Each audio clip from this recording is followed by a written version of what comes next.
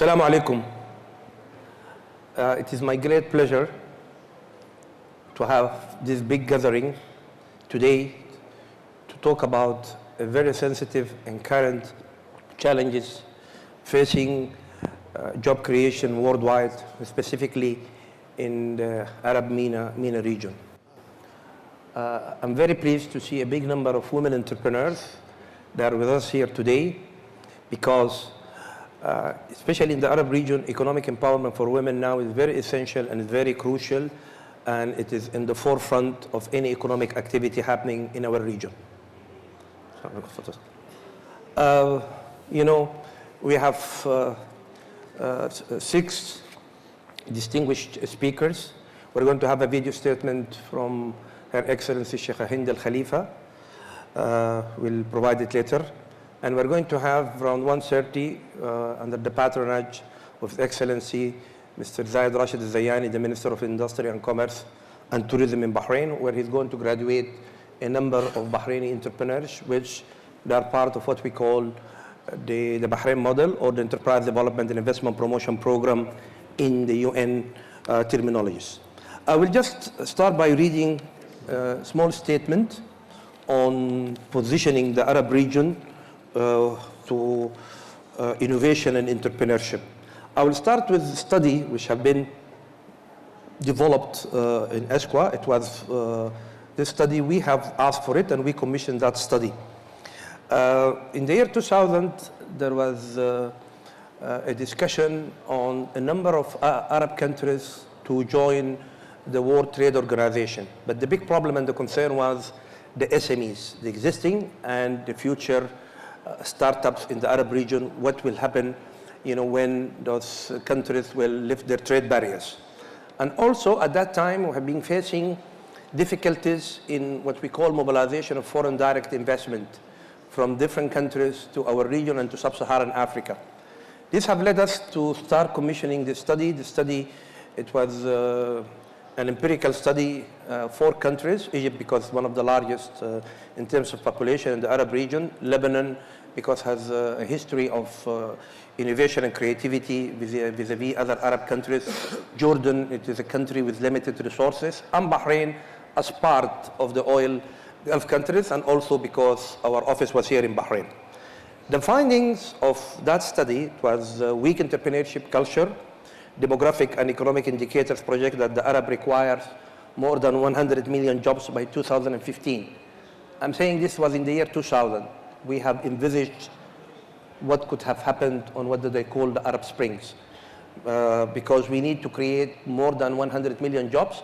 And I would like to also stress it's still a big problem to create 100 million jobs by 2025, or we will continue having problems, havocs, conflicts and strikes of what we're seeing every day. Now we're having Algeria, we're having Sudan, and most of the Arab countries, you know, they're facing the same problem. It's all from economic needs, it's all for creation of jobs for youth and women. Also, the study have found that the inexistence of specialized programs on entrepreneurship development and supporting micro, small, and medium enterprises. Limited support institution targeting entrepreneurs in the area of training, technology, finance, and infrastructure, and mainly incubation. What needs to be done in the study itself, what they have recommended, the development of national specialized programs aimed at creating awareness and stimulating economic empowerment for Arab entrepreneurs, the adoption of programs geared toward entrepreneurship and MSMEs development and that have proven their effectiveness, provide counseling programs aimed at facilitating enterprise growth, developing linkages between financial institutions and entrepreneurship programs, the establishment of business incubators as they play a key role in the development of growth of SMEs through a range of services offered.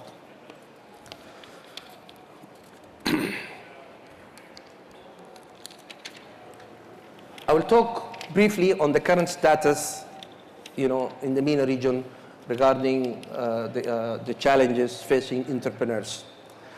The United Nations Conference on Trade and Development, UNCTAD, says achieving the SDGs requires $5 to $7 trillion with an investment gap in developing countries of about $2.5 trillion. Arab Forum of Environment and Development, in its latest report, reflected that Arab countries need an additional $230 billion annually to implement the SDGs, with a financing gap of up to $100 billion.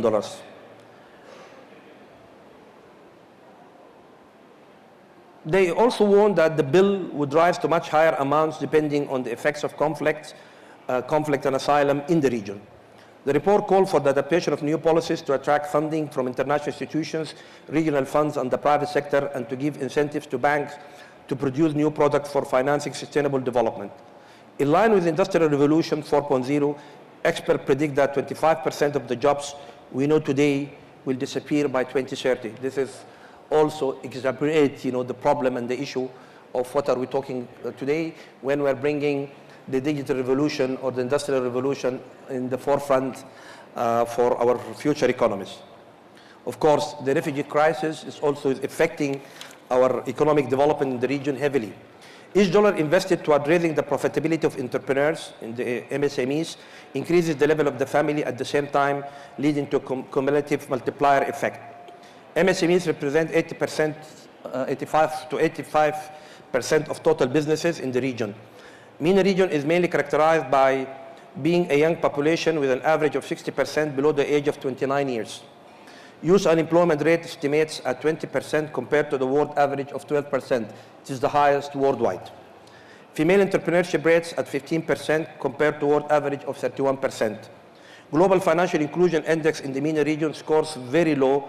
Formal MSMEs financing gap estimates minimum of $170 billion. With this statement, we're going to share ideas, thinking of what we need to do for the MENA region, and of course, same problems also facing Sub-Saharan Africa and Asian countries and some Latin American countries. I would like to start with Mrs. We have a lady in our session.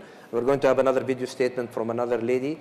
I would like to start with Ahlam Janahi. She is the president of the Bahrain Business Association, to tell us about the association and how they have been working over the last 19 years, I believe, in empowering women and also working with women in the Arab region and other parts of the world. Good morning, everybody. Thank you, Dr. Hashim. We are Bahrain Businesswomen Society, established in year 2000, celebrating this year our 19th anniversary. Our main goal to empower Bahraini businesswomen members, and we believe that by this time, working 19 years with closely also to UNIDO, to Dr. Hashim, we reached our target. We have a lot of members reached to a decision-making position.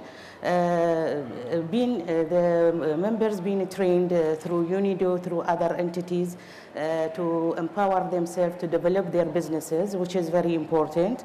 They started from startup businesses. All entrepreneurs of BBS members been hardly working, networking internationally through different, entering into different conferences worldwide.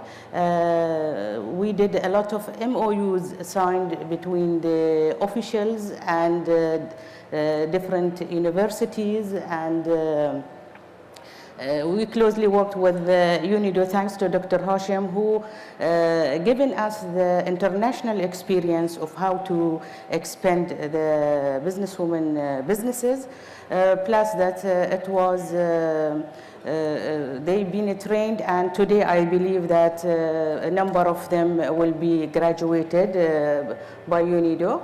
And this is on continuous basis, because in business you cannot stop into one position. You have to always get the awareness information, updated information of the businesses, which we believe that our members individually, they are empowering themselves. We congratulate our 8 members that they reached this year to a decision-making positions. We are very proud of each one of them. Even the startups, businesses which they first go to UNIDO offices for their training, they start strong, as we believe, because they know and they study the market first, and then they take the initiative of what they want to do and what is needed in the market, and that's why they, when they start right, they end up with the right decisions and with the right activities. Thank you very much. Actually, I would like to highlight on what we call the Bahrain model for economic empowerment for women.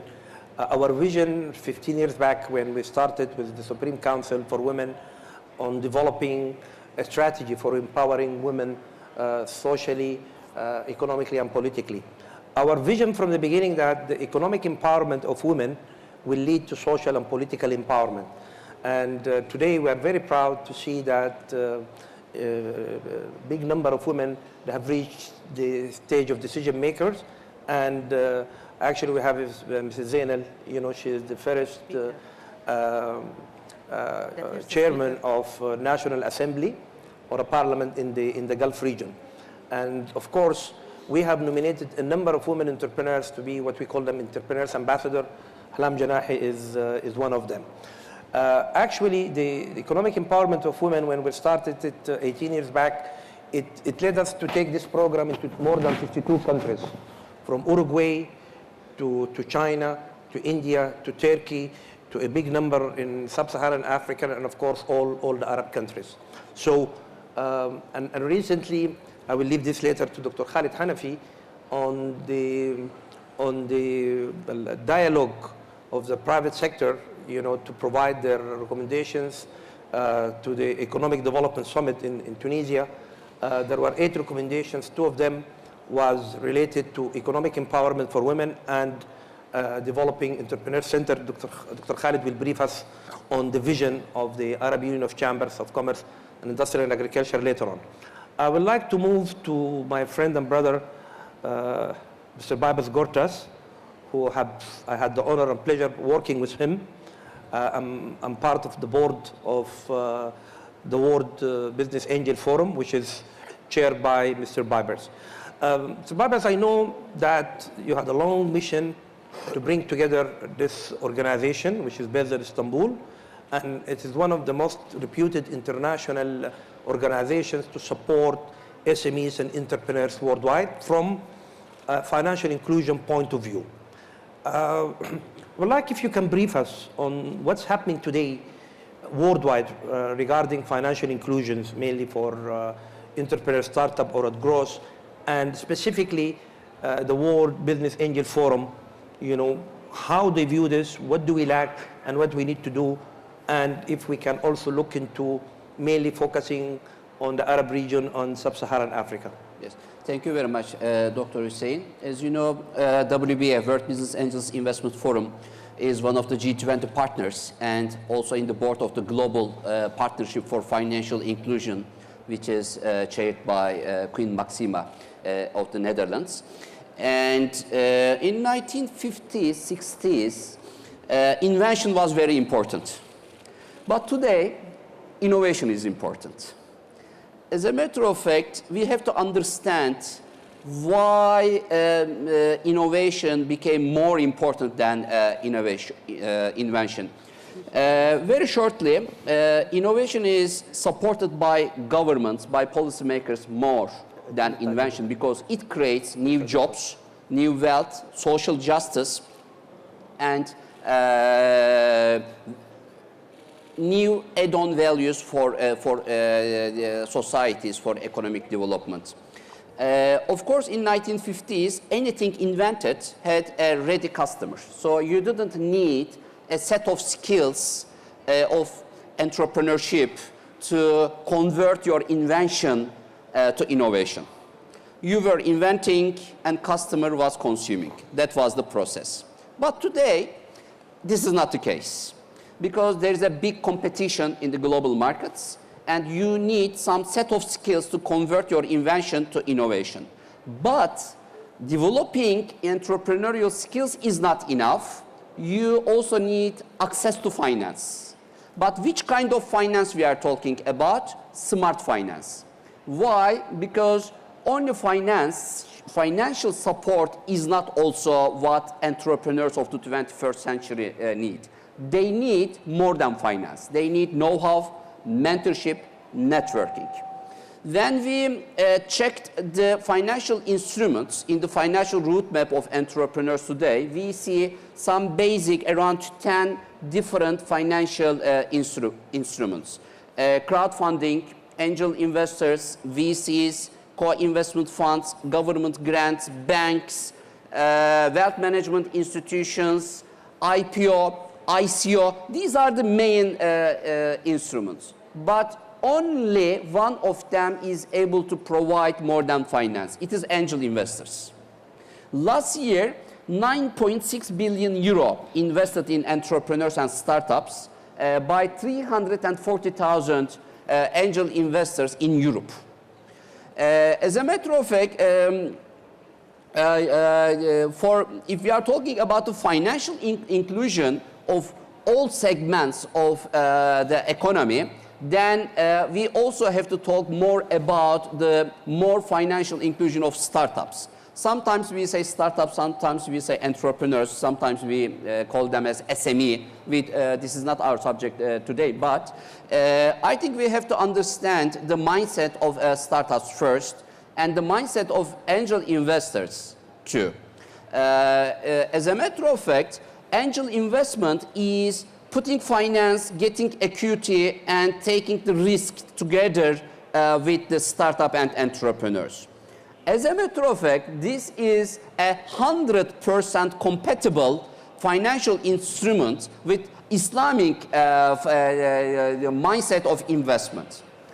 But when we check the statistics, even it is 100%, even though it is 100% compatible with Islamic mindset of investment, the minimum investment of angel investment is in the Islamic economies. This is very interesting.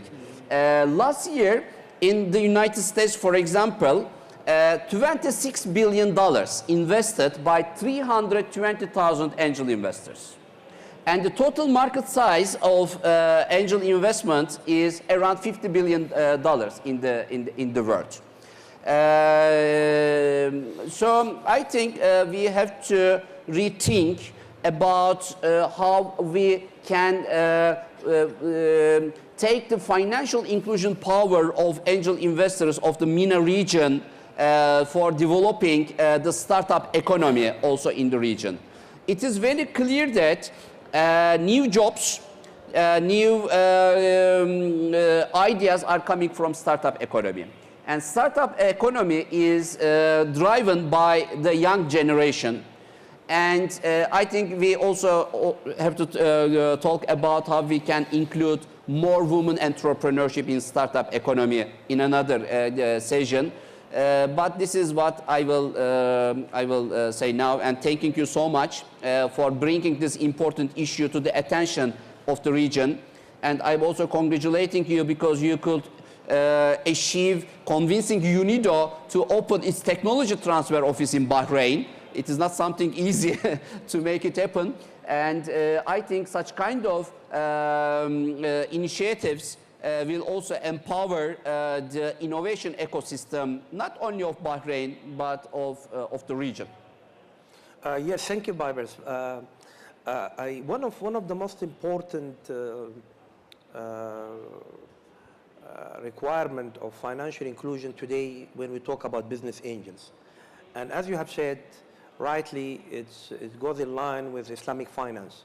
And I remember last year in the World Business Angel Forum Congress in Istanbul, we had the panel, which was headed by Sheikh Ibrahim, the chairman of IOFI, and also the vice president of the Islamic Development Bank, and also the president of Kuwait Finance House in Turkey, and have all confirmed, that business angel, yes, it's one of the principles of Islamic finance. If I would like just to ask you this question, how do you see the weakness or strengths today of business angels' activities in the MENA region? Yeah. And I would like to suggest maybe later on, because now we're developing several programs with the Arab Union of Chambers, how to support innovation entrepreneurship. So I think maybe we can have an agreement with the World Business Angel Forum, how we can work with the Arab chambers. Yeah, I think investors of the region prefer investing in what they see with their own eyes. For example, real estate. It is something that they can touch, and they see it with their own eyes, and they don't enjoy investing in the dreams of young people. This is what I observe. As a matter of fact, investing in dreams of young people has a good potential, better potential than investing in the real estate. Why? Because OECD statistics show that 1.2% of entrepreneurs in the world are able to reach finance. And one entrepreneur who reached finance in every 10 entrepreneurs is able to create a global success story. So yes, it seems that it is a risky issue, but return of investment is really valuable for investors. Because in the next 5 to 7 years, they can make a good exit with a minimum 20 multipliers.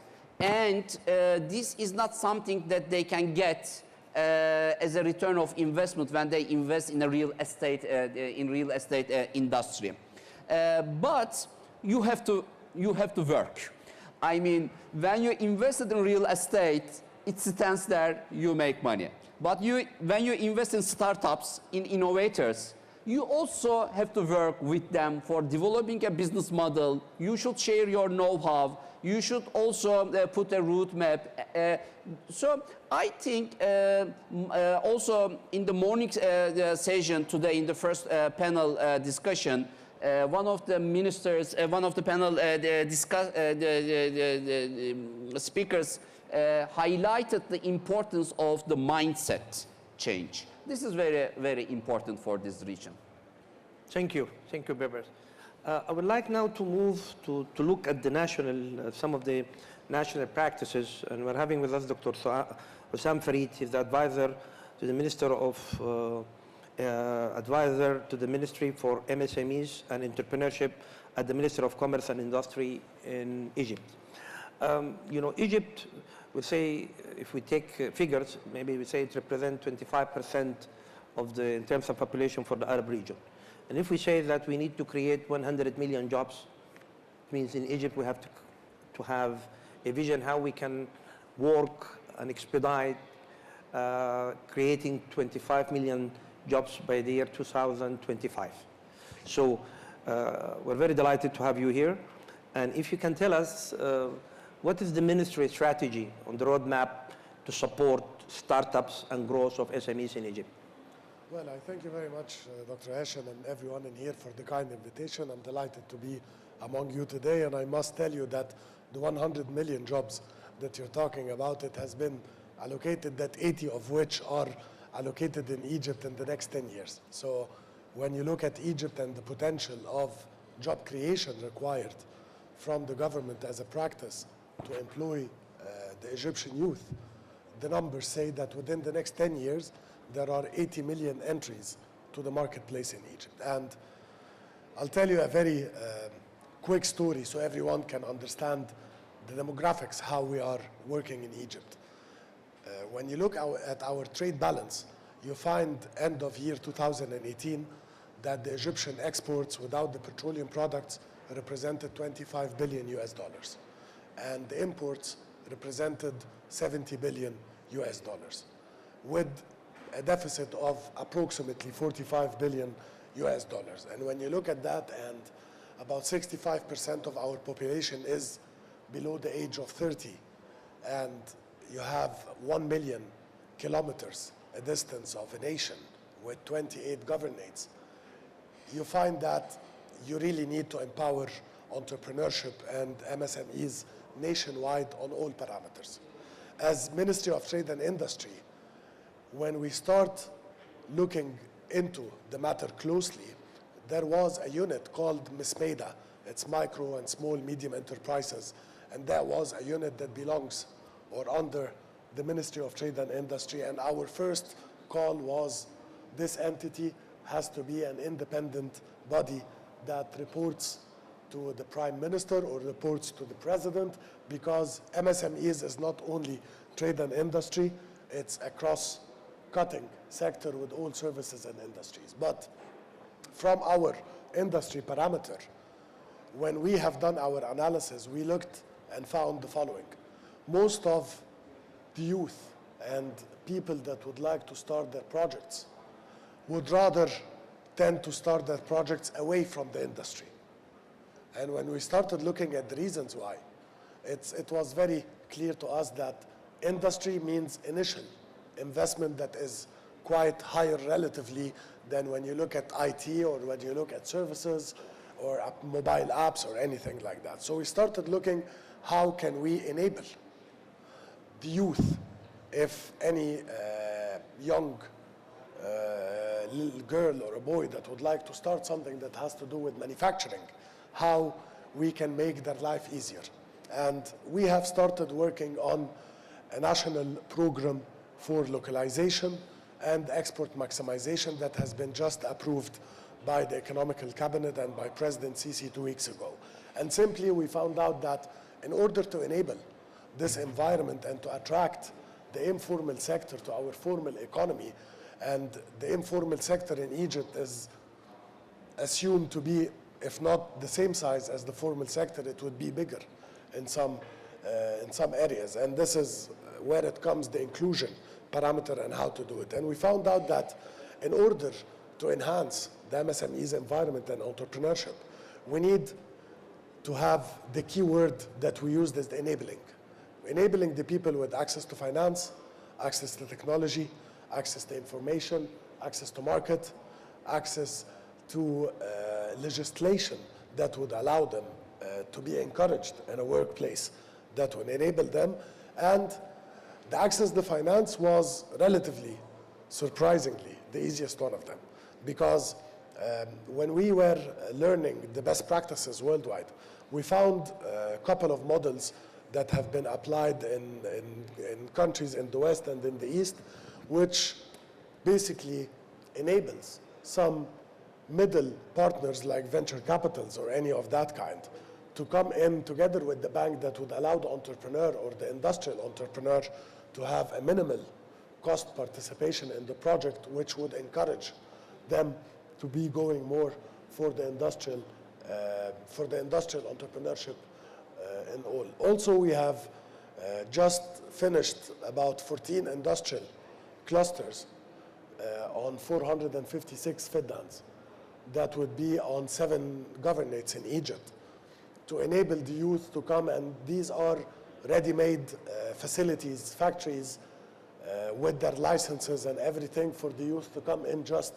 with the concept. And we have already some products and projects for the youth to select from, because we know our import-export parameters and we know which industries are the industries that we are in need to have more localization. So this is one great parameter that we are doing for the informal sector and for the youth inclusion in the economy at large. As for women, well, women in Egypt nowadays are enjoying very much larger parameters. We have, by constitution, 25% of our parliament is women. We have in our cabinet about 14% of the ministers are women, so women are taking very long portions in Egypt now, and men must take care of themselves in the next future so they don't lose their jobs in Egypt. Yeah. So that's, in quite brief, what we're doing lately for the MSMEs and entrepreneurship environment. Thank you. Thank you, Farid. I would like from the floor, if Dr. Sarah If we can have a microphone. Dr. Sara, she's the Dean of International Transport and Logistics at the Arab Academy for Science and Technology and Maritime Transport, and she's also an advisor for the Arab Union of Chambers and Commerce and Industry, because I know now we're working how to enhance innovation, entrepreneurship through universities. And this is going to be not only for Egypt, but it's going to be for all the Arab countries. Now we're formulating a program through the Arab Union of Chambers and Commerce and Agriculture on how we can, because the educational system is one of the most important support activities which will allow us to support and develop, at least to start looking into the target of how we can bring 100 million jobs into the marketplace.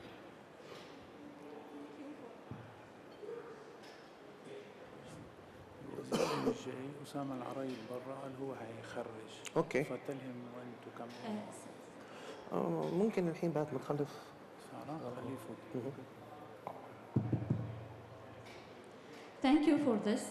Actually, when we talk about encouraging the entrepreneur spirit and encouraging the youth to start their own businesses, as mentioned by many speakers now, the fund is already available, the ecosystem is there, but actually the main problem is the know-how, the education. So our role actually is to start to create the awareness. As mentioned by statistical records, that we can provide chance for more than 10 people, but at the end of the story, one only will be a success story and will achieve the expectation from being an entrepreneur.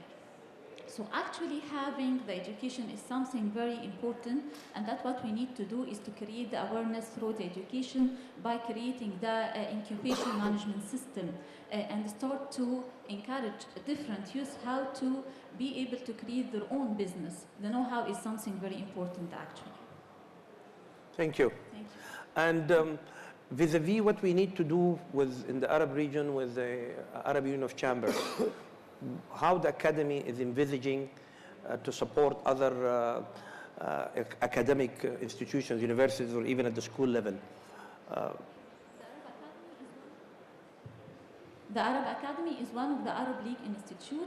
Actually, we provide the educational service for 22 countries under the umbrella of Arab region. And by having a chamber of commerce at different Arab country, we can provide the service of educational consultancy for different chambers around the Arab countries, and our umbrella would be actually the Arab Union of Chamber, because actually in the Arab Union of Chamber as umbrella for all Arab chambers everywhere in Arab countries, we can start our program and start to build like a system that can serve different Arab countries. We will start by the idea of creating the awareness first about the entrepreneur system, about the incubation management system, and then once we feel that we are ready to start the creation of incubators in different chambers around the Arab world, we can say that this is the second step. But as mentioned at the beginning, the main point here is to start creating awareness about the entrepreneur spirit and how we can start a successful business. The ecosystem is here. We are talking about the private sector. We are talking about the governmental bodies. We are talking about the financial institutions. We are talking about the different business opportunities and the think tank to create the different ideas. But actually, the main issue is how to connect all these together in order to create a good opportunity for youth in order to start their ideas and successful business. Thank you. Actually, we'd like to announce in June we're going to launch a tripartite program between the Arab Union of Chambers and the Arab Academy for Science and Technology and UNIDO ITPO Bahrain and the Arab International Center for Entrepreneurship. We're going to launch this program that through universities and the chambers we will work in enhancing the ecosystem because this is one of the most important setups. The ecosystem, but the anchor of the ecosystem should be education, because one of the problems facing this developing the ecosystem is our classic education systems, that it does not lead to innovation, entrepreneurship. Actually, we call it, it kills innovation and entrepreneurship.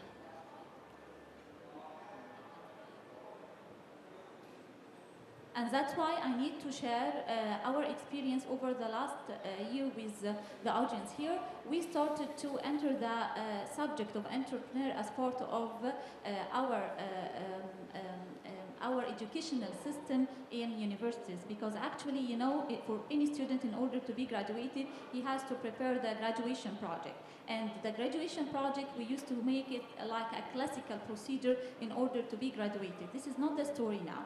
We start a connection with the industry to know exactly what are the needs of the industry and what are the areas that they need to start making more effort in order to enhance. And based on this, we started to guide the students to prepare their graduation projects only based on the ideas created by the industry. And in order to support the students to make their projects more applied and more down to earth, connected with the industry, we supported the students with the entrepreneur subject in order to learn how to prepare a creative project. And actually, we believe in this a lot, and that's why we created the Entrepreneur Center in Arab Academy. The Entrepreneur Center not only to help the students inside the university, but also to help all youth around the Arab world, since we are one of the Arab League Institute. And I'm very happy to announce today the collaboration will be between UNIDO, Bahrain, and Arab Chamber and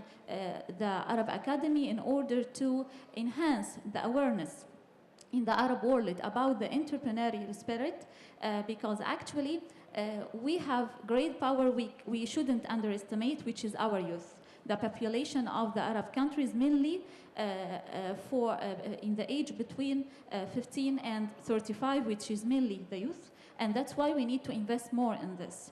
Creating jobs, which is the many challenge that we face in Arab countries, will not be solved unless we are trying to find new solutions. And this is mainly through the entrepreneur. The governments will not be able anymore to just try to find a way to recruit people or pretending that they are recruiting people, because actually there is no place in the governmental institutions to create more jobs for new youth or for the new generation, and that's why we need to encourage the idea of entrepreneur. And we can say that around 85% of the international economy based on SMEs. And if we know about, this piece of information, we can tell that this is the future of our youth. Again, my last word, the ecosystem is here available in Arab countries, and we support youth with all what they are needed in order to start. But actually, the main challenge will be the education, and that's why we are here. Thank you for this. Thank you. Actually, I'm very proud and honored that we have assisted in the establishment of the incubator at the academy, and Dr. Wael is with us here. He has been trained he and a team from the academy in Alexandria and in Bahrain. And it's one of the most successful incubators in Egypt, and I know that you're helping other universities. We would like to invite Mr. Osama Al-Araid, the Undersecretary of the Ministry of Industry and Commerce and Tourism. We are celebrating, it is a festival for us, to graduate a number of entrepreneurs from Bahrain through the Arab model. Fadal Ustaz Osama will be here.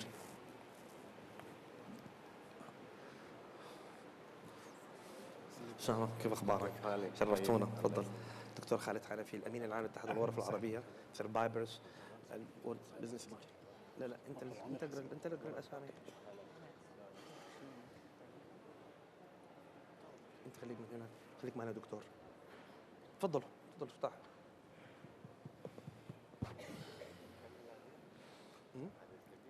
والله عدد كبير، الله يعيننا. يلا تفضل. فاطمة المنصوري. أخذ فاطمة المنصوري. تفضل. مبروك. موفقة. مبروك فاطمة. مرحبا. عليكم السلام. حياك.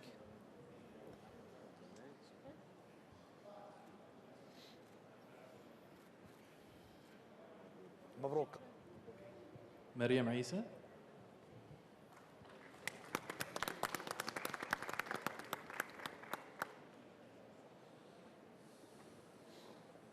عبد الرحمن اقرا اللي بعديها عشان تفضل حياكي. تفضلي. ريد سريع.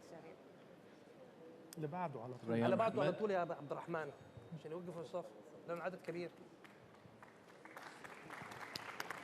قولي اللي بعدها عشان انت. اقرا اللي بعده عبد الرحمن. الدكتورة سوسن كمال. احنا نفتخر بالدكتورة سوسن وهي تمثل النموذج البحريني لأنه هي انتخبت مؤخرا تكون عضو في مجلس النواب البحريني. تفضلي. هذا يثبت أنه تمكين المرأة اقتصاديا بيمكنها سياسيا واجتماعيا.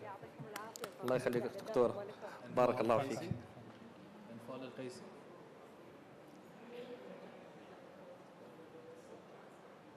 انفال القيسي، تفضلي. اللي بعده طوال عبد الرحمن. اوكي. انا انكودينا. انا انكودينوفا. Just wait. Just wait.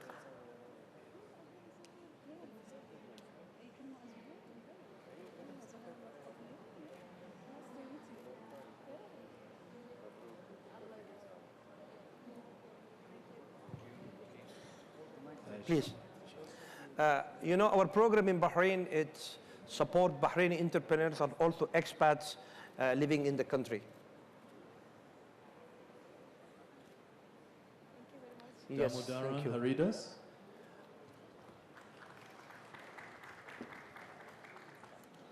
مبروك. احنا البرنامج ده برضه بنعمله للاكسباتس لانه عندهم افكار مشاريع وبيخلقوا وظائف. سلمان جناحي. اللي بعده طوالي عشان يقوموا في الصف. اللي بعده عبد الرحمن. سلام الرحمة. عبد الرحمن اللي بعده لو بس ياسمين النيروت.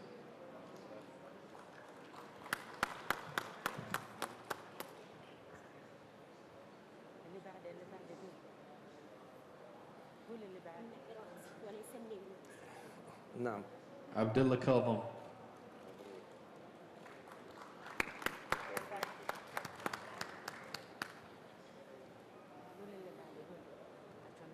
مبروك. فاطمة سعيد.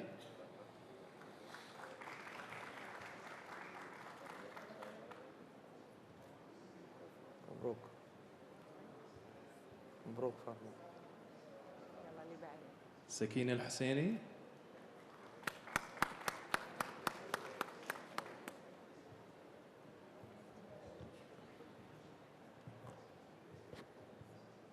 مبروك. بتول الموسوي.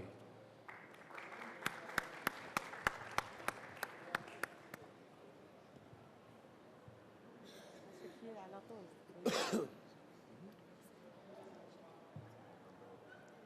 شريف الخليفي.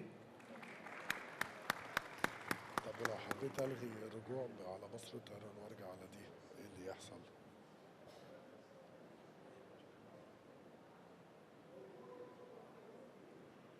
مبروك. أسامة مدبولي.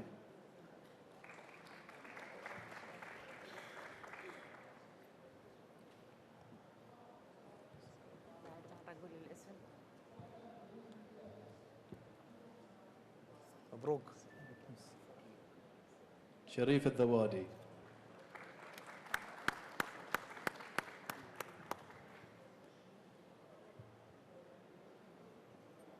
شريفة مبروك.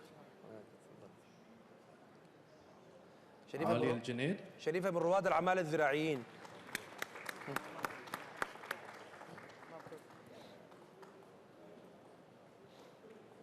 مبروك. بدري عبد الرحمن.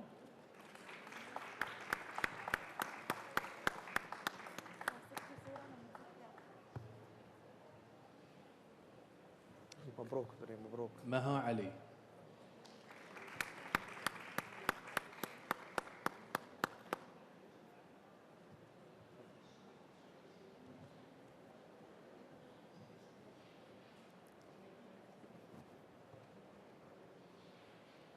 مبروك. صباح العلوي.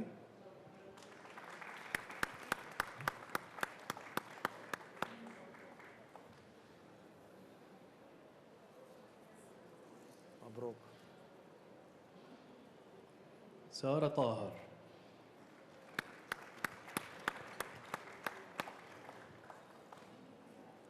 كلهم اتدربوا عندكم؟ نعم. ممتاز.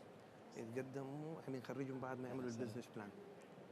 غريتاف أبول. شفته في المركز اللي أنا نعم، وعادة بيخرجهم الوزير.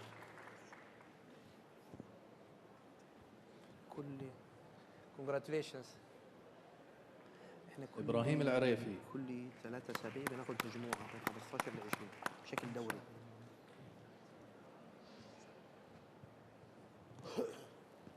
كويس انك خليتهم يحضروا السيشن اي يعملوا نعم. جو. ما انتربرنورشيب. يوسف مبروك. بوهزاع. مبروك.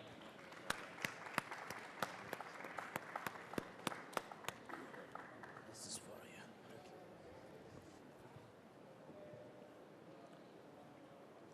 جيمنج. هذا مسؤول عن نيفيديتا جمعية دافت جمعية بيل. الجيمنج. هذا بزنس بقول لك انه في المنطقة the growing business about $5 billion. طبعا طبعا. نيفيس congratulations. عرفهم بالواحد. خليفة طبعاً. الذوادي.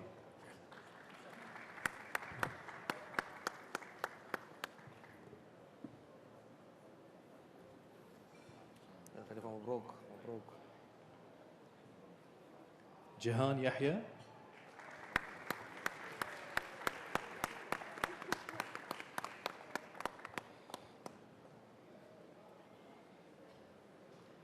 مبروك يا جهان مبروك. كريستين كامينيتي.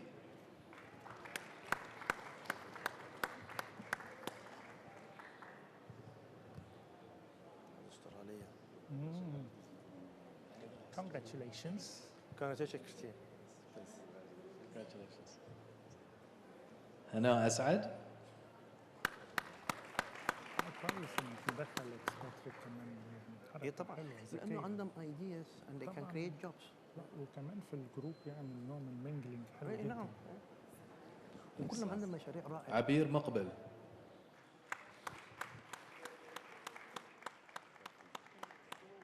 مبروك.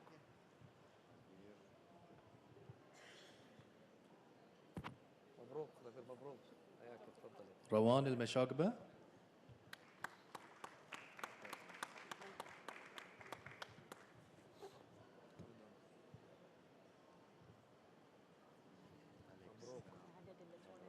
عبد الرزاق نور.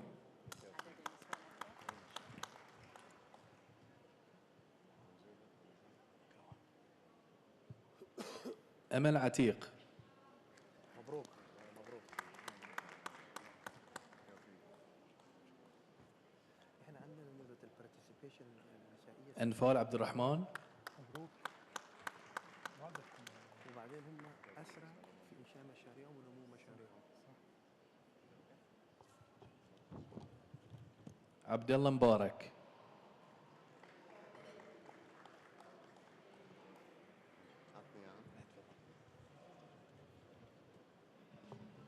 مبروك يا عبد الله. اللي بعده عبد الرحمن.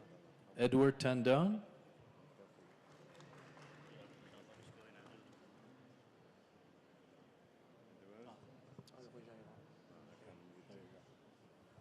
اللي بعده عبد الرحمن. هديل حسن.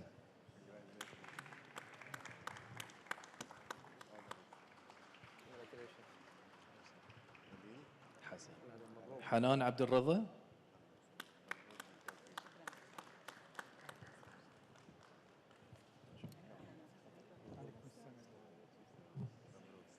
محمد عبد العال.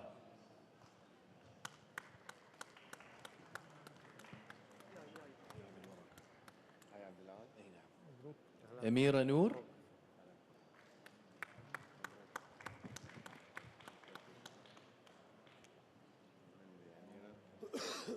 نجيب العوضي. مبروك.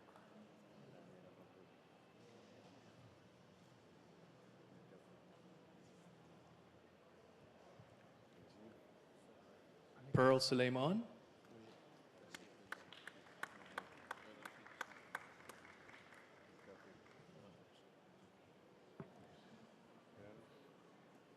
رملة بن طالب. مبروك.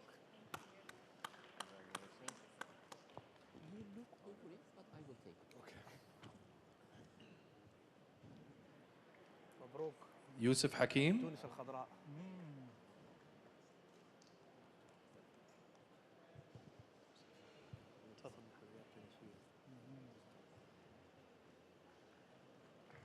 محمد البعينين.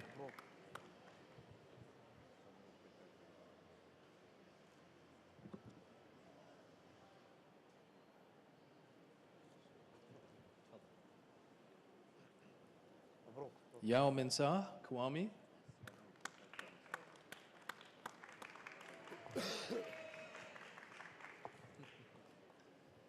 بسمة أحمد.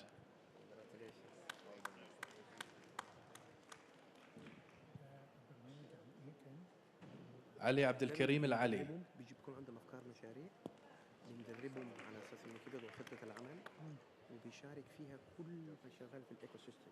يعني بيجي بنك البحرين للتنميه، بيجي تمكين وزاره الصناعه والتجاره، كل الجهات الداعمه لرواد الاعمال.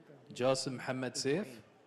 ده البرنامج معنا بشكل عام، وهم دول بيطلعوا بمشاريع وات ذا سيم تايم بنبتدي معاهم البرنامج مريم المنصوري.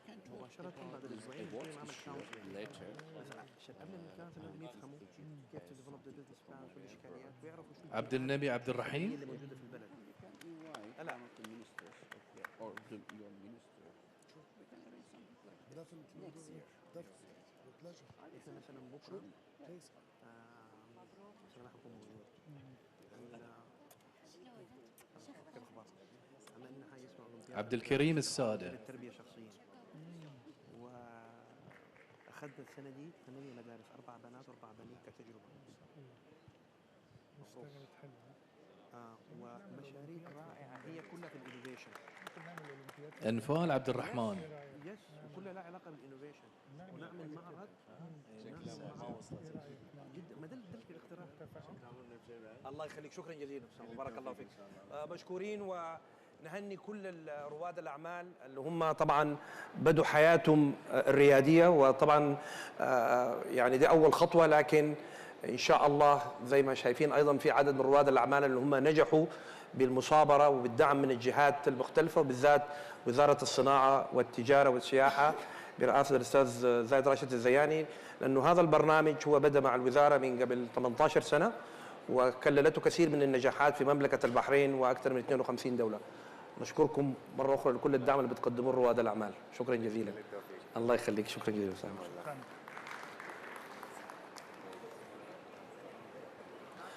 نعم ان شاء الله حنفتح باب الاسئله. حاضر.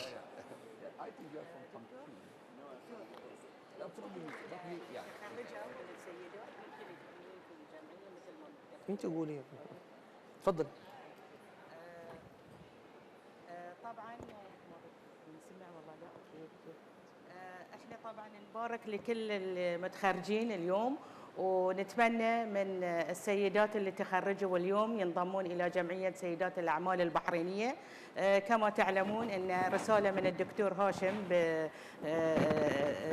إخبارنا أن أنتم تخرجتوا تدخلون سنة مجانا عشان تأخذون الخبرات اللي موجودة من الجمعية، وعلى أساس أن إحنا نوصلكم بعد إلى الجهات المعنية على حسب شغل كل واحدة منكم وشنو تبون وشنو المطلوب من الجمعية. شكرا دكتور هاشم.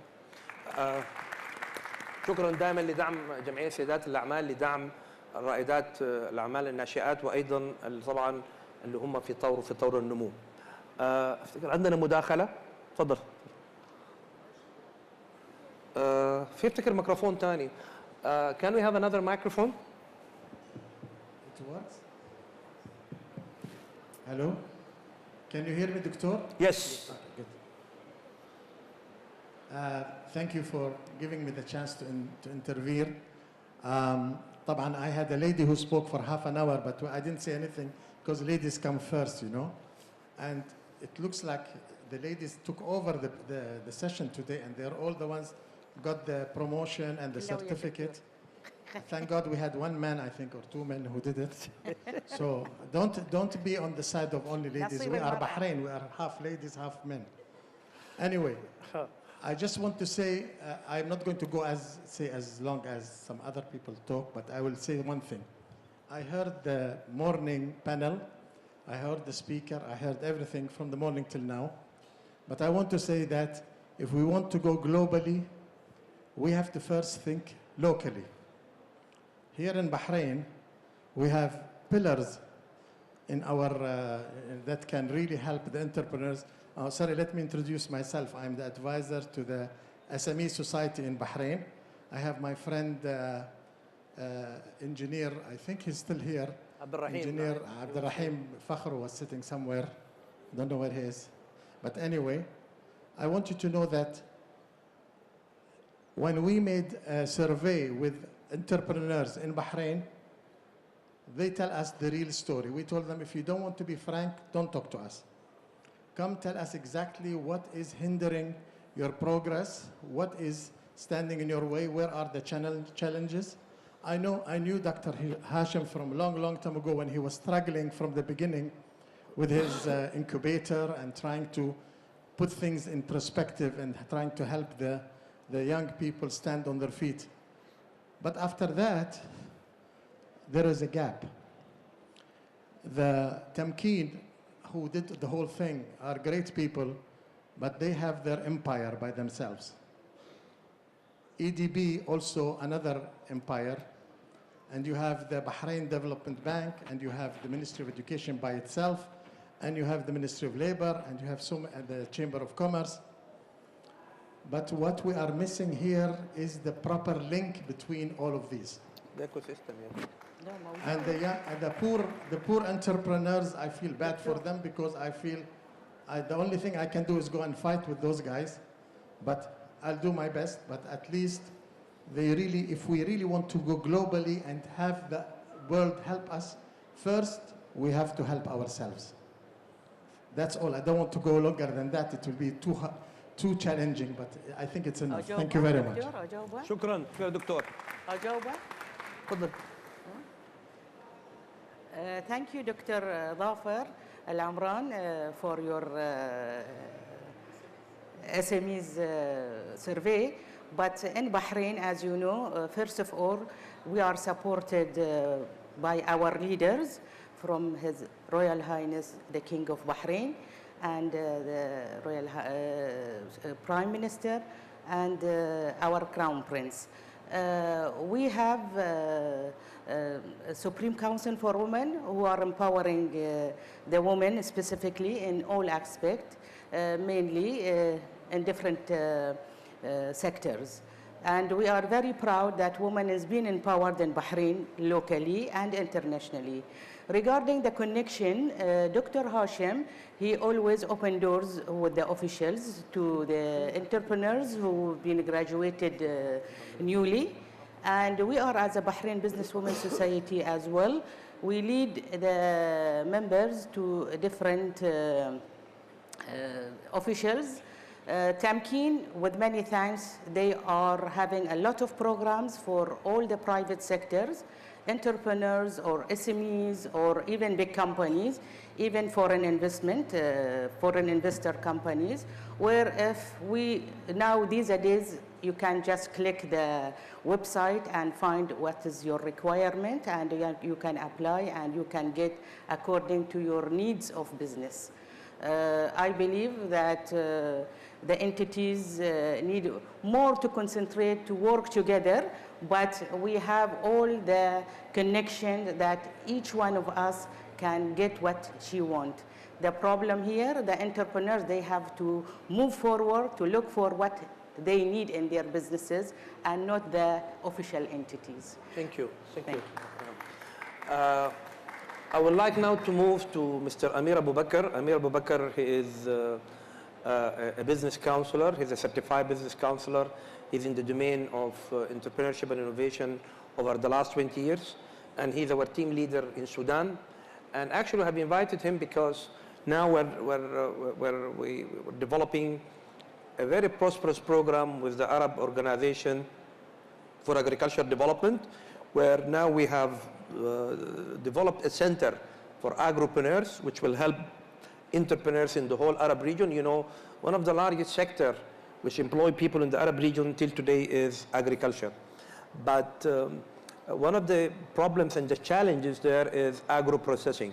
You know, we you know, there is a loss in the agricultural products every year between 30 to 40% because of the issue of that they have not been processed, you know, from different kind of industrial processing for agro products. Just recently, the board of the Arab Organization for Agricultural Development have approved that the organization should focus on small farmers, or what we call them agropreneurs, to take the lead in the agricultural development in the Arab region. So, Mr. Amir, if you can tell us on the program which have been now in Sudan for more than 12 to 13 years, and actually it was through the support of the Khartoum Bank. Khartoum Bank is the largest commercial bank in Sudan, and actually the first time that you need to have signed a project document agreement to be financed by a commercial bank, and even in an LDC, a least developing country, it was Sudan. The bank have financed all our program to provide non-financial services to their clients. This same program we have developed with the National Bank of Egypt, where we have worked in certifying the financial business counselors in all their branches. And we've been doing the same in Morocco. We have been doing the same, of course, in Bahrain. This is our way when we talk about incubation management system, but mainly on the financial inclusion part of it. So please, Mr. Amir. Actually, our program, Enterprise Development and Investment Promotion, which we are conducting now in Sudan, is focusing on enhancing and mobilizing the entrepreneurial and innovation ecosystem in the country. So far, we succeeded in establishing about 5 centers, 2 centers at universities and 2 centers at banks, and 1 center government institution, and we have 2 centers now under establishment. One is in the National Research Center, and the other in the other university in Sudan. Through these centers, what we are doing, we are actually enhancing the entrepreneurial and innovation culture within the Sudanese community. What we are doing, we are assisting those who have ideas to transfer this idea into a new venture. Another activity we are doing is to assist existing enterprises into going from small to medium and large enterprises, and eventually to strategic business. Another activity we are doing is developing a cadre of trainers, counselors, who can assist especially university graduates in transferring innovation into innovation. Another activity we are doing is we are introducing entrepreneurship as a part of the curriculum of Sudanese universities, so that to introduce entrepreneurship as one of the topics that introduced in the curriculum of the university itself. Another activity that we are doing, we are trying to mobilize also and to assist those who are working in the informal sector and assisting them in transferring to the formal sector. This is in a nutshell what we are doing in Sudan. And what about the Organization for Agricultural Development? What is now their vision in developing agropoles and developing, supporting what we call rural women, mainly farmers in the Arab region? Okay. Actually, the Arab Organization for Agricultural Development, which is headquartered in Khartoum, is establishing this center within its premises to assist in establishing agropole in all the Arab countries. So far, we did the training program for about 17 ladies from Ministry of Agriculture, and through this initiative, we are trying to establish centers within Ministry of Agriculture in all these countries, and the main aim of these centers is to create and to enhance entrepreneurship, innovation within the agriculture sector, especially processing. We are going to work on the value chain of agriculture production, processing, and marketing at the end of the day. Yes, and actually we have started also a program here in Bahrain with the Arab Organization for Agricultural Development for rural women focal point at the different Arab countries. Shukran, Doctor. We had about 16 focal points that were here in Bahrain We train them on the program, on how to support entrepreneurs and how we develop the programs at the different country level. Mainly they were employee or staff of the Ministry of Agriculture from the different Arab countries, because this is going to be a very focused program to support women entrepreneurs in the agribusinesses in the Arab region. Actually, one of the main activities which have already started is the Agropole in Iqlim al-Kharroub in Lebanon, where it is an economic zone mainly to support entrepreneurs from farming to agribusiness. There is going to be a number of incubators. Mr. Bibers was with us in Beirut a few months back. He visited the region by itself. We are going to launch it, inshallah, also with the support of the Arab Union of Chambers of Commerce and Industry and Agriculture, under the patronage of His Excellency Saad al-Hariri, the Prime Minister of Lebanon, sometime toward the end of June. This is going to be a pioneer program for a cluster of a number of enterprises in the agribusinesses. We are discussing the same with Mauritania and also with Morocco. In our endeavor, to support the ecosystem, we have to look vividly and continuously on what are the best practices and programs we have to bring to develop micro and small businesses. But as of today, I'm very satisfied, me myself, being into that business over the last 30 years. I think right now we are into the right directions in the Arab region to say that yes, we started to develop the whole puzzle and the whole niche for developing the ecosystems, from education to economic infrastructure like incubators, like science and technology parks, like accelerators, working with education, working with financial institutions, working with policy advisors, women empowerment. All of this now, it is on the right track in the Arab region. I would like now to, before giving the floor to Dr. Khalid, if we can see a video statement from Her Excellency, which she couldn't be with us here today, but she's provided us with a video tape on. She's also our ambassador of creativity. She will enlighten us on their programs. Time is changing. Challenges are to be confronted. It's necessary in this panel to discuss the SDGs and how to achieve the growth of economy that is global, strong, and sustainable. Michael Spence, a Nobel Prize winner economist, said, structural flexibility is correlated to strong global economy growth.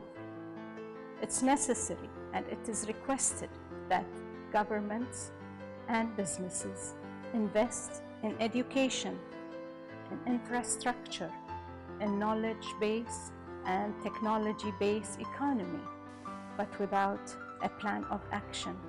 What is required?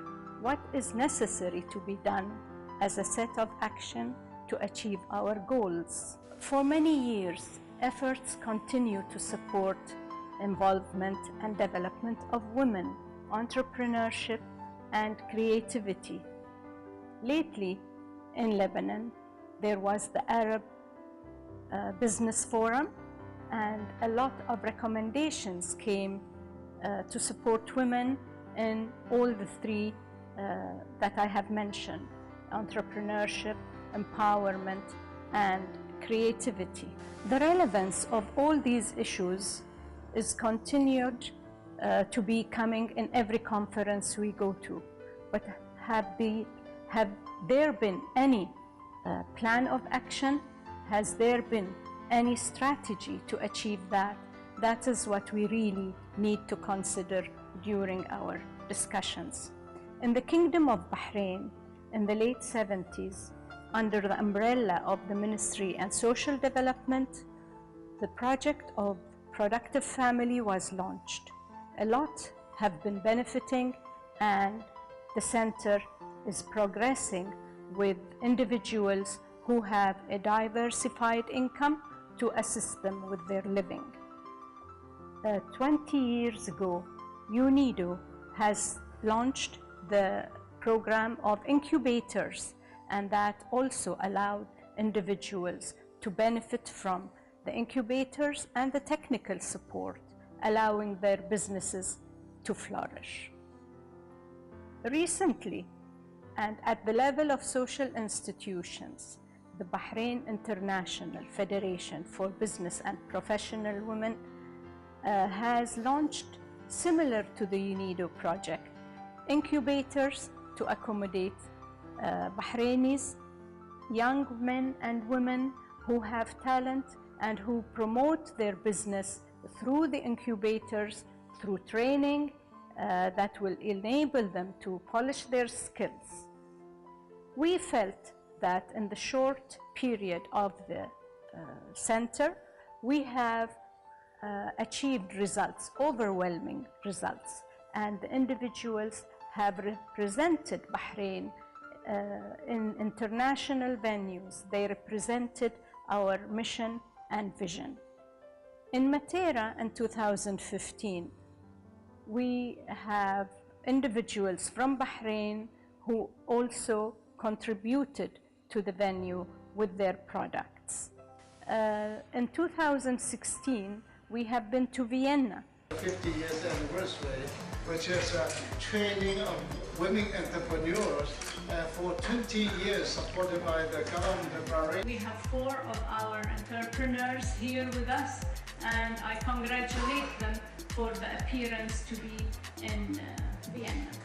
And that was to commemorate the UNIDO's celebration of 20-year anniversary of being in Bahrain. Lately, in Abu Dhabi, we have been also with Bahraini caliber who showed their products and learned from the experience and shared with others.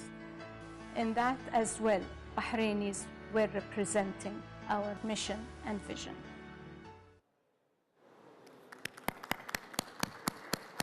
Thank you for Sheikha Hind for this statement. I will now, give the floor for the guru in the Arab countries to have this big responsibility and challenges, what we have just discussed and presented. And we would like to know what is the vision, the strategy, and the way of the road ahead from the perspective of the Arab Union of Chambers and Commerce and Industry and Agriculture, where, of course, they are the leaders and the supporters of the private sector in the Arab countries. Thank you very much. It's really my pleasure being here today, especially in this panel when we celebrated the graduation of some of the people that they started the journey of having their business as entrepreneurs prepared by UNIDO Bahrain, and it's a great model. And as we saw over here, that the group was really diversified from gender perspective, diversified from even country of origin, sectors, and so on, which is something that should be recognized, that the model of UNIDO Bahrain over here is serving not only the local community, but also goes beyond this. What we see in the Union of Arab Chambers as representative of the private sector in the Arab region and our arms that exist in some other places in America and Europe and so on, that we believe in synergy and collaboration. So that's why what we agreed upon is that we need to collaborate with different entities, as mentioned by Mr. Hashim here, that we are going to have a project jointly between UNIDO Bahrain, the Arab Academy for Science, Technology and Maritime Transport, and the Union of Arab Chambers. Under this, we believe that when it comes to entrepreneurs or innovation, as mentioned here, that we should understand that the difference between invention and innovation. And the idea now is not going through the invention process. The idea here is the to convert this invention into business in the real world. And again, we should not all the time target being people like Amazon or like Galaxy or like whatever. We need people to find jobs, to have their own businesses, to have their own jobs. Later on, we can aggregate and gather those small and producers into something better. But the challenges that face the Arab countries are not stylized, are not common. So having segregation and understanding each of the Arab countries and even each region in each country is something very important. So we cannot generalize, we cannot have a standardized system to serve all the countries, all the regions. What we agreed upon is that we need to go to people in their places, like the example of the Kharroub project or others, that we need to have small clusters, even if the clusters are virtual clusters, to have people, as Dr. Sarah mentioned, having the awareness, first of all, to understand what we're talking about, to have them motivated to be engaged in their own businesses, then to have the knowledge, the minimum knowledge needed for starting their own businesses. In some cases, what we need is just to empower people and to make them get employed with a real productive business. The SDGs here, talking about the growth, talking about the employment. So we have to target this first of all, that the number of people unemployed in the region is really huge. And the problem is not just having people explicitly unemployed in an open unemployment system, but even the disguised unemployment, the underemployment is a real problem. So what we agreed upon is that we are going to start having system in different countries based on the chambers. Under the umbrella of the Union of Arab Chamber, we have the 22 countries. In each country, there are different chambers in countries. For example, in Egypt, we have like 27 chambers. And each chamber is located in a certain governorate or a region. So accordingly, we can start having, jointly with the Arab Academy, the educational and training arm over here, of course, the UNIDO Bahrain, is to have a model to be delivered in each place. The model that will be delivered is not just an educational model. It's not just a business model. It's not just a training model. It's something that gathers all these towards an objective. In some cases, the objective is to make people get engaged in a real business, even if the business is very small, but this business should be related to the development strategy in the region and accordingly in the country, to make those people less mobilized from the rural areas to the cities, which is a real problem, to make these people benefit even from what they learned in their schools or universities, because in many cases in the Arab region, people get the certificate of education from the university or the school, but they feel that it's useless. They don't believe in science. They don't believe in education. So we need them to return back believing in that what they learn could be activated and could be for their benefits. So the model here is what I call it is Mi'kmaq model, is to link the micro to the macro. So each person or each individual here is trying to achieve his or her goal, micro goal, which is to be employed to gain profit. But this should be consistent with the overall goal. Later, we're going to talk with as we agreed with Dr. Hashim and the UNIDO people, is to have clusters with incubation system. The cluster here consists of a number of entities at different sizes. Some of these entities are very tiny, small entities. Others are relatively large.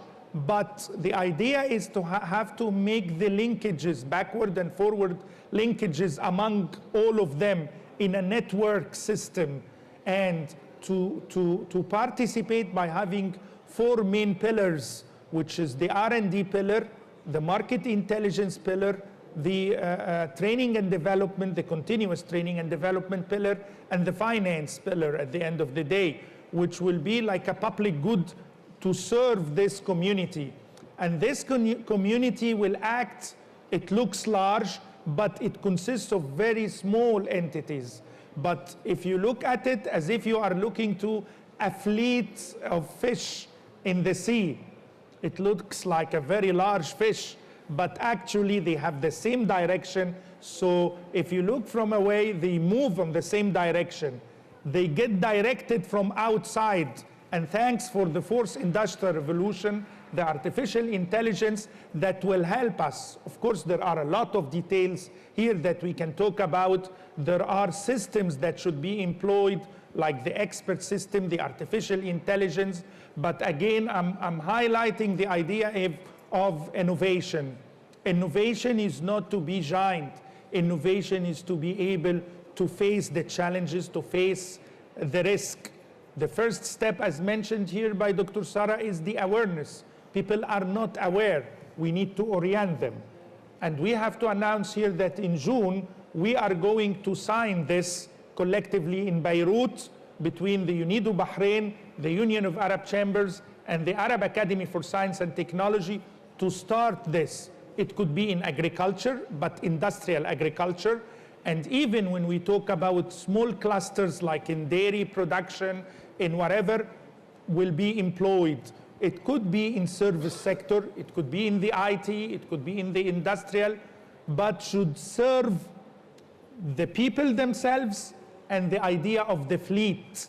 Small entities having a common goal, targeting a common objective, which at the end of the day will be consistent with the overall goal of the region, the country, and finally the Arab region. Thank you, Dr. Khalid, for this detailed information. And as I said, the responsibility now, I know it lies on the Arab Union of Chambers, but me as being working with the chamber, I have seen now there are accelerated steps, And actually what is interesting also that you are bringing everyone.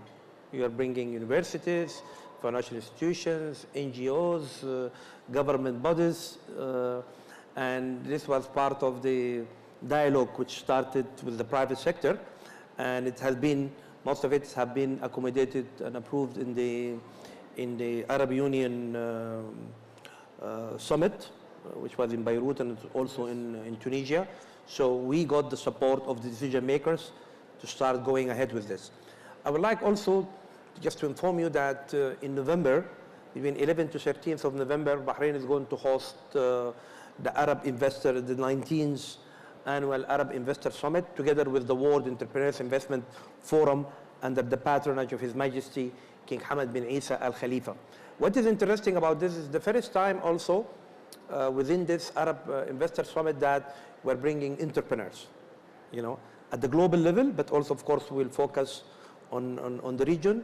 And this is, as Dr. Khalid said, between the macro and the micro, we want also our Arab investors to know and to see what are the other Arab entrepreneurs, and also will allow them to invest. Because one of the programs will be that we are going to launch through the Arab Academy a business plan competition for innovation within all the Arab universities, and we will bring them to pitch in front of the investors. And I think more and more we are going to carry on this. Also, there is going to be a parallel exhibition for Arab entrepreneurs. It's going to be for the first time to be part of the summit, and we will continue doing this in the future. Actually, the World Entrepreneurs Investment Forum, its slogan or theme is achieving entrepreneurship through, the SDGs through innovation and entrepreneurship.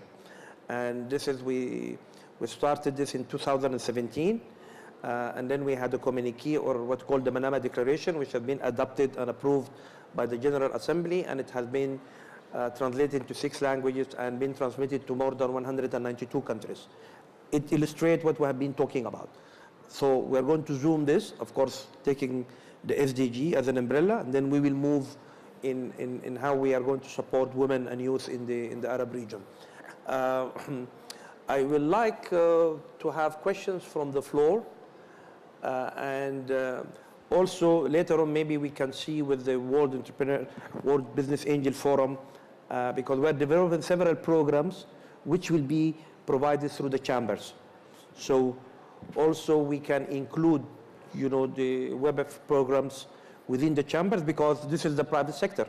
But as you said, so many people are not aware, you know, what is it, how it is the mechanism. And I know that through the London Stock Exchange, even you have training programs, you know, and I think this should allow the chamber to bring this into bigger dimension in the Arab region. I would like to open the floor for questions and answers, but I think we're having Dr. Sabur Khan, the chairman of the Fudofi University. I don't know if he's here. He had a question earlier. Please, can you provide him the microphone? It's also interesting that it is a university from Bangladesh, and now they're very keen to support entrepreneurs, and we are now just formulated for them a proposal to develop an incubation management system within the Fudofi University. Please, Doctor. Thank you very much. Thank you for the wonderful discussion. And it is true that nowadays you need to make the good bridging among the, you know, the Asian country, Arabian country, because we know that a lot of the young talent is now coming, those who are coming with the smartphone technology. I'm sure that due to the smartphone technology nowadays, the people, those who are coming to this education system, they are far different than our attitude or our thinking. So that's why I should say that in Bangladesh also, we are trying to develop our student in the entrepreneurial mindset. And in our university, first time, I think 6 years back, we established Department of Innovation and Entrepreneurship. So, and we also set up the business incubator and a lot of other things. And I'm sure that once upon a time, Bangladeshi people, they are quite focused for getting the job. But nowadays, it's a very surprise that the young people, their mindset is to become an entrepreneur. So that's the beauty of, I'm sure there's these sorts of bridging, what exactly the UNIDO and all of other Arab Chamber is already discussing. I hope that these sorts of bridging will work more through these sorts of networking. And thank you, the Bivers is also working in the same platform. Thank you very much. Thank you. Actually, one of our aims, or how we can help entrepreneurs to do business together, you know, from different parts of the world. And this is also the idea. When we develop the same unified system of incubation management system, it will allow us to breed entrepreneurs where they can speak the same language. And this is how we're going to support you in Bangladesh, inshallah, so that you can develop that center within the university, and then maybe from university, we can go to other universities. Thank you. I would like I know that our friend Dr. Wael is here. I would like if he can share with us the experience of the entrepreneurs and incubator center within the Arab Academy, which I said we're very proud that we have helped in the establishment, and how this have helped entrepreneurs from the universities or from the academy and other universities. I know also have been supporting other universities in Egypt.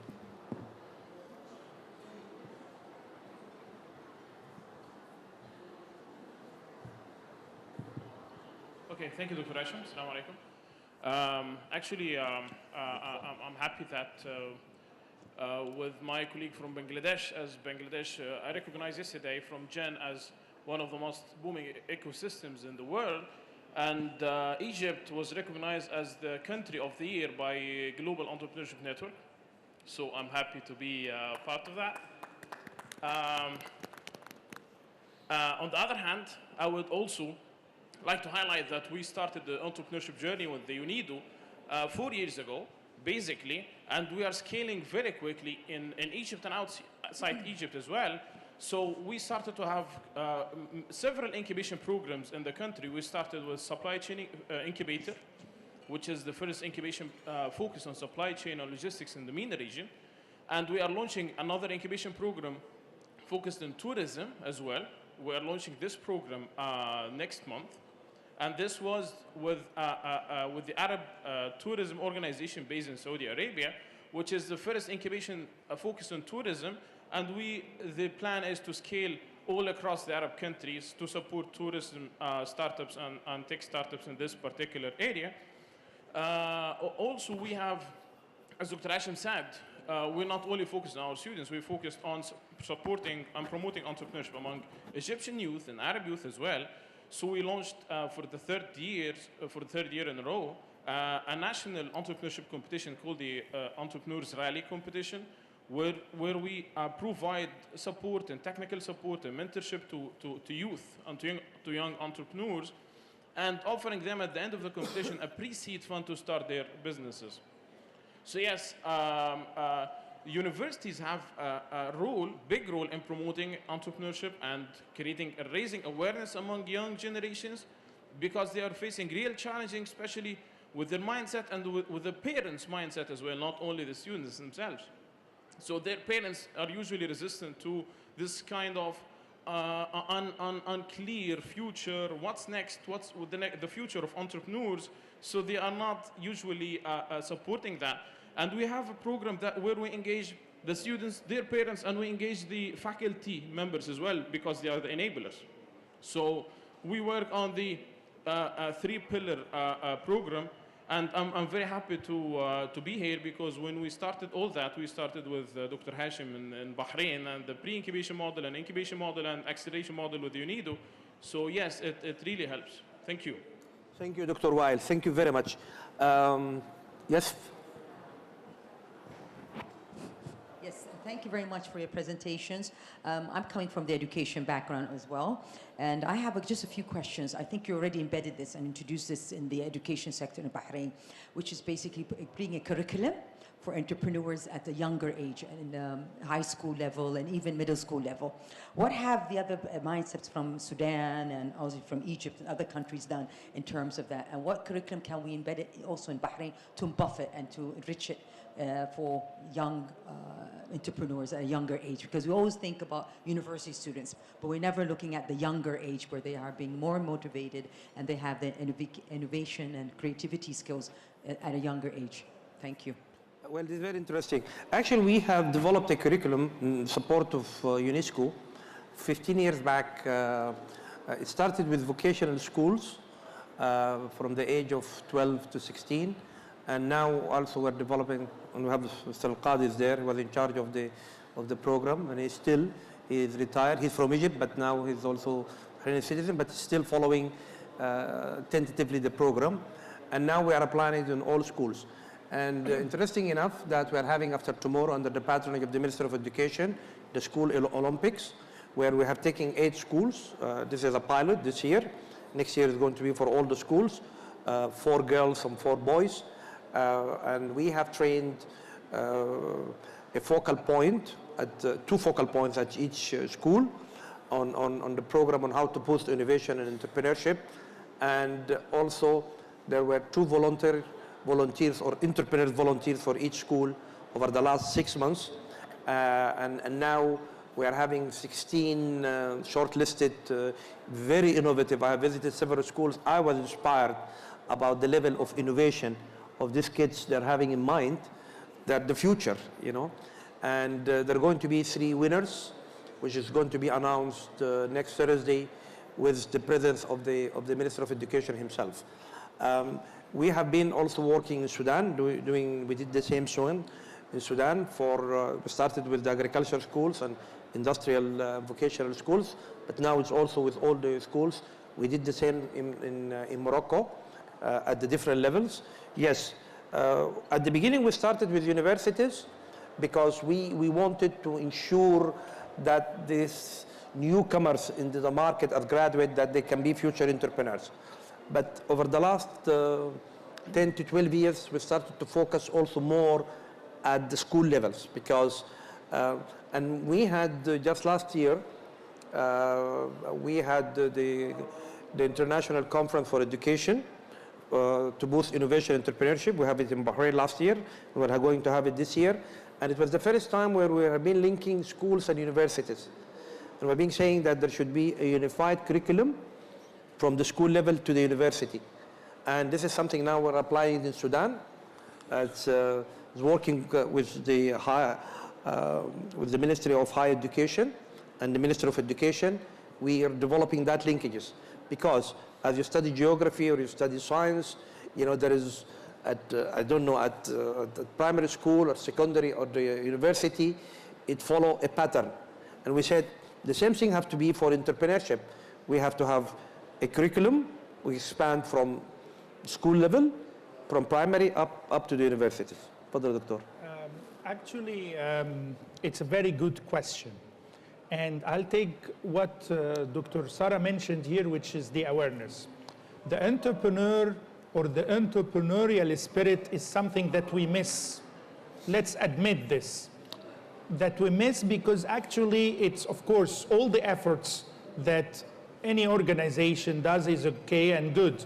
But in the absence of the entrepreneurial spirit, which is being able, having the courage to have the risk of even introducing a new idea, a new point of view, and this starts from the kindergarten, because the system that makes people be canned in a certain system and they have to follow the system as is totally different from a system that creates and accepts the mistakes, accepts being wrong, doing something looks funny.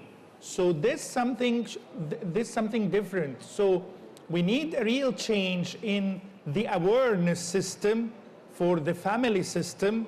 The kindergarten, it's something in the spirit, in the culture.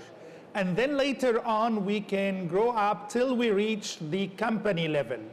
And here people work for organization. They understand what organizational culture means. So the typical non-entrepreneurial culture is normally the governmental one. And the more entrepreneurial oriented is like the multinationals when you have a CEO in the age of 30.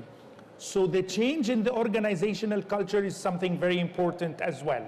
So again, I'll take these words that we need to work hard on creating the awareness side by building people in the universities and the schools. But the society, the environment should accept the difference, should accept the mistakes, should accept people taking the risk even of telling an idea that might look funny. But that's how societies get built, through group of small entrepreneurs. They have this courage. So this is something cultural, and we should work collectively to change this. Yes. I completely agree with Professor Hanefi and also with Dr. Hussein. But I think we also have to understand the importance of the investors' education. Because investing in the right team is very important for investors. But invested by the right team is important for startups, entrepreneurs. And for example, at WBAF, we launched the World Business Angel Investment Forum Business School. And we are only focusing on the education of investors. Why? Because we developed a proficiency test for investors. We wanted to understand if investors know how to invest, if they know how to assess startups, businesses, business models, if they know the term sheet terminology, how to negotiate with entrepreneurs, etc. Unfortunately, when we made this test at the London Stock Exchange first time, investors who made investment before took this test, and they couldn't take more than 70 from this test. It was interesting. Then we developed a different curriculum for investors, and now we are focusing on, for example, senior entrepreneurship. Because she's talking about entrepreneurship education starting from kindergarten, but basic, and advanced. And for example, we are now working over developing an entrepreneurship education for senior entrepreneurs over 45. Because let's not forget that there are many professional people who will be retired, and they will, 12 months later after they retire, they will start looking over making something. And they will have know-how, they will have network, they will have finance, but they don't know how to launch a business. It says digital innovation. Yes. And that's something now the universities are also introduced because of the app that's happening now, you know, with Apple, and you have Skype. All these applications are happening now, like you have Uber, and all these other, you know, organizations that come up with app. So this is the creativity that they're trying to introduce or embed in the universities to teach them that, you know, there's the innovation skills that is not done in a younger level, but in a more advanced level. So that's why I've seen the curriculums changed and more to do what's happening in the market. And for example, G20's term president is Japan this year, and they took senior entrepreneurship, aging, and financial inclusion to their agenda this year. And in June, on 3rd of June, there is a roundtable about this in Tokyo, about how we can empower economies by including more senior entrepreneurs to the game. Question, going back, sorry to interrupt, going back to your question, sir, Marinido, that you're having education forum specifically for entrepreneurship. Is it possible to have people from different you know, sectors who cover the entrepreneurship ecosystem from around the world, like for instance from the angel investors, somebody from the education part, from you know, let's say case study from Egypt or from Morocco or from Sudan, to come to this platform when they have a larger scale where you can exchange ideas? That will make it, you know, more closer from micro to macro. We started, as I said, we started this last year. We had a number of universities. But it was macro, it wasn't micro. It was for... جامعة المملكة. But it was for different universities, from China, from India, from Turkey, from Egypt, from Sudan, from Morocco. But also we had financial institutions were there, chambers were there, entrepreneurs were there, but the idea was just to focus on education. You know, what do we need to do to develop right curriculums for innovation and entrepreneurship? In the past, when we developed the curriculum, it was only for entrepreneurship. But over the last 7-8 years, we have realized that innovation is the mother of entrepreneurship. I would like to move to Dr. Adina, to conclude, because this is another very interesting practices. It's one of the first universities in the Arab region to develop what we call a technopole. She's the deputy dean of the College of Engineers, and this has been supported by the Islamic Development Bank. We have developed the whole soft skills for the team, and I have visited the technopole several times recently, and I was inspired صراحة بالideas which have been generated from the different faculty staff and students.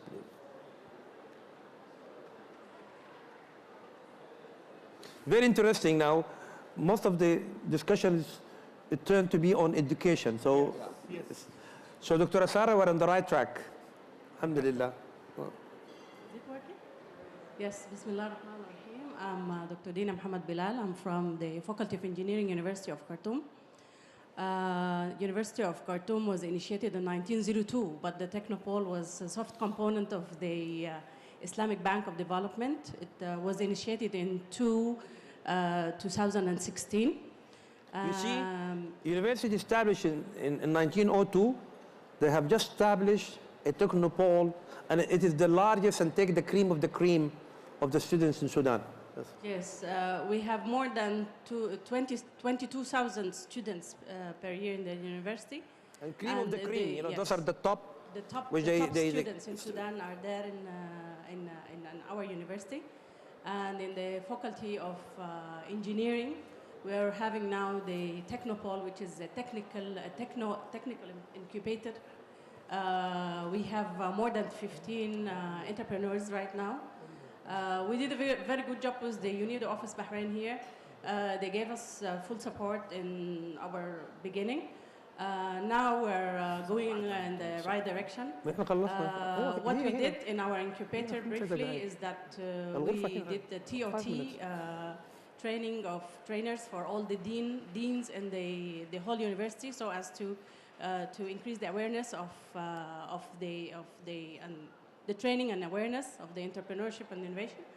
And we changed the curriculum. We inserted certain courses that are related with the entrepreneurship and the innovation.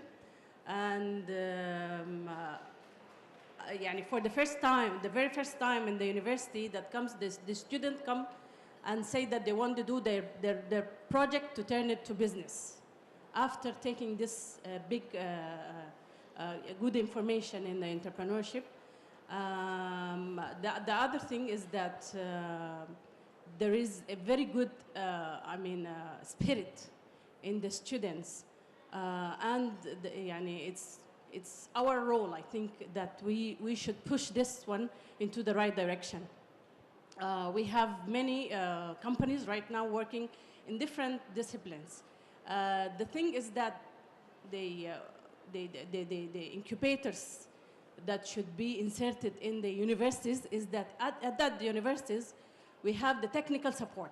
All the business incubators, you only have the business support, but at the universities, you have the technical support because different departments that you have in the university, they have the background knowledge that can give a very good technical support for those entrepreneurs, and they can move fast in the market. Thank you. Thank you, Dr. Adina. I think over the last 2 hours, we have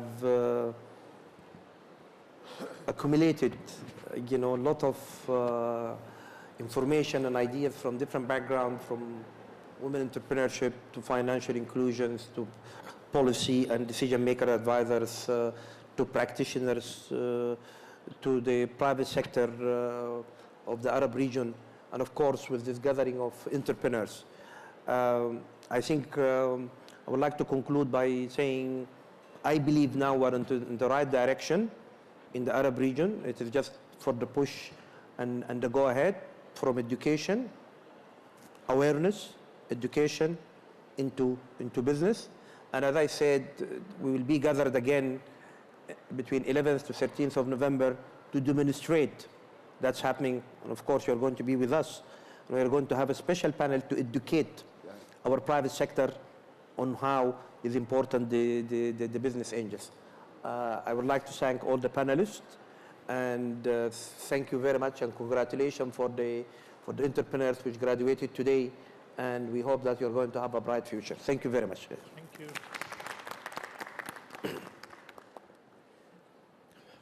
Congratulations, dear.